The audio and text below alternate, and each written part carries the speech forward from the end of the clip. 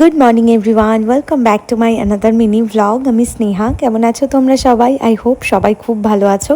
তো আজকে সকাল সকাল ঘুম থেকে উঠে ফ্রেশ হয়ে নিয়েছি। বাবি তো ওদিকে ঘুমোচ্ছিল পাপার সঙ্গে। নিচে এসেই ফ্রেশ হয়ে নিয়ে তারপরে বাবির জন্য দুধটা গরম করে নিয়েছিলাম, কারণ বাবি ঘুম থেকে উঠে গেলে ওকে ব্রেকফাস্ট করাবো।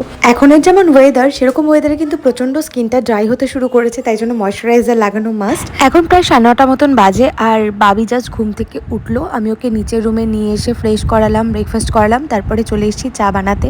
আমার জন্য বানাচ্ছি দুধ চা, আর মায়ের জন্য বানালাম লিকার চা।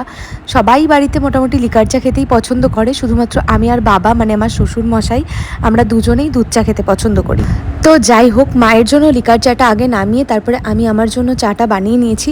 প্রত্যেকদিন সকালে ভাবি কিছু না কিছু ব্রেকফাস্ট বানাবো, বাট সময়ের অভাবে সেটা আর বানিয়ে ওঠা পসিবল হয় না। তো সেই জন্য চা আর বিস্কিট খাই, তারপরে একেবারে লাঞ্চ করি। চা খেয়ে স্নান টান কমপ্লিট করে নিয়েছিলাম, তারপরে কিছু জামা কাপড় কেচেছিলাম, সেগুলোকেই মেলে দিচ্ছিলাম ব্যালকনিতে।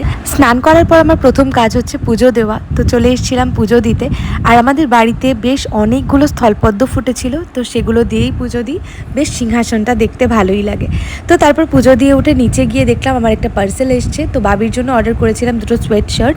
আগের বছরের উইন্টার ড্রেসগুলো মোটামুটি ছোট হয়ে গেছে, তাই জন্য ফার্স্ট ক্রাই থেকে এই দুটো সোয়েট শার্ট অর্ডার করেছিলাম অ্যানিমেল প্রিন্টের উপরে।